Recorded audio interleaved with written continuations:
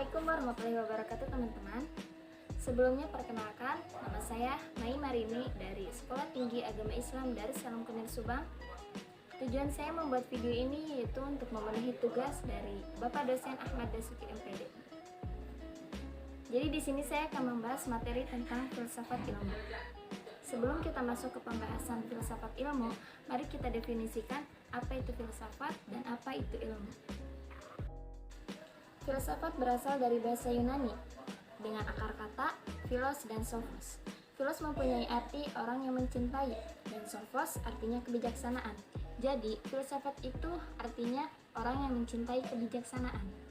Nah, sementara menurut Kamus Bahasa Indonesia, filsafat itu pengetahuan dan penyelidikan dengan akal budi terhadap segala sesuatu yang ada, asal, sebab, dan hukum-hukumnya.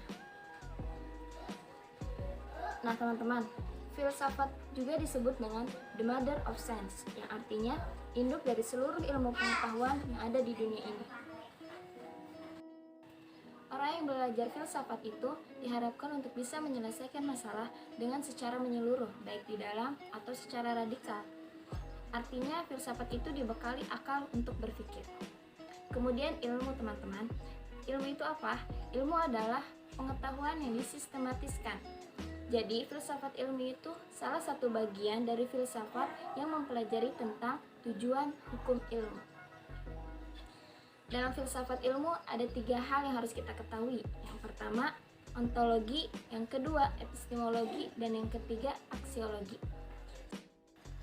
Secara sederhana, ontologi yaitu ilmu tentang hakikat akan keberadaan sesuatu. Yang kedua, epistemologi, yaitu ilmu yang mempelajari tentang metode dan dasar-dasar pembuatan ilmu, bagaimana cara objek itu dibuat. Yang ketiga, aksiologi. Aksiologi adalah ilmu yang mempelajari tentang manfaat, nilai-nilai dari ilmu pengetahuan, dan tujuan objek itu dibuat. Saya akan memberikan contoh bagaimana ontologi, epistemologi, dan aksiologi ini bekerja. Misalkan pada suatu objek pendidikan. Nah, ontologi pendidikan itu apa? Maka, kenapa pendidikan itu dibuat? Kemudian epistemologi. Bagaimana epistemologi pendidikan itu? Bagaimana metode membuatnya? Dasar-dasarnya?